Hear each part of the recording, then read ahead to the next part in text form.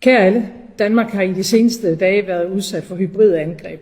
Droner er set flere steder ved kritisk infrastruktur, militært og civilt.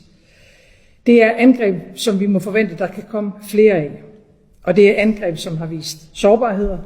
Og det er angreb, der har til formål at skabe utryghed og splittelse. Det er angreb, der skal ryste os som mennesker og som samfund. Jeg forstår godt, at situationen rejser mange spørgsmål. Hvorfor er dronerne ikke blevet skudt ned, og hvorfor blev de ikke opdaget tidligere? Og der kommer et tidspunkt, hvor vi må kigge tilbage i de seneste dages hændelser og lære af dem. Men her og nu har vi som regering og myndigheder en altoverskyggende opgave, og det er at passe på Danmark. Og gøre os i stand til bedre at imødegå de hybride angreb så hurtigt som muligt. Og hvor er vi nu? For det første så har myndighederne hævet beredskabet, og de forbereder sig på forskellige scenarier.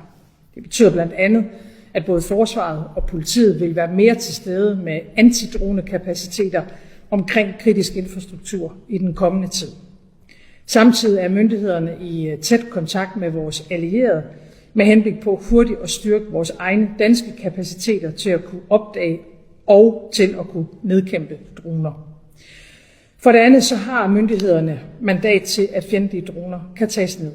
Men det er selvfølgelig de ansvarlige myndigheder, der skal foretage den operative vurdering i den konkrete situation herunder af de konkrete sikkerhedsrisici. Og for det tredje så har jeg over de seneste dage været i kontakt med en række af mine europæiske kolleger. Jeg har talt med den tyske kansler, den britiske premierminister, statsministerne i vores nabolande, Sverige og Norge, og med den finske præsident. Ligesom jeg har været i tæt dialog med NATO's generalsekretær, og vi er nu fra dansk side i tæt dialog med NATO-allierede om, hvordan de i den aktuelle situation kan bistå Danmark, så vi kan beskytte og forsvare. Og selvom myndighederne ikke kan konkludere, hvem der står bag de hybride angreb mod vores lufthavne og anden kritisk infrastruktur, så kan vi i hvert fald konstatere, at der primært er ét land, der udgør en trussel for Europas sikkerhed, og det er Rusland. Og derfor til sidst en vigtig pointe. Der er ikke noget europæisk land, der kan forsvare sig alene mod Rusland. Det kan ikke engang Ukraine, som ellers tappert har kæmpet i mere end 3 år nu. Og det er jo derfor, vi har vores NATO-alliance.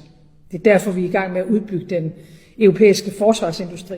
Det er derfor, vi er i gang med en historisk oprustning her i Danmark.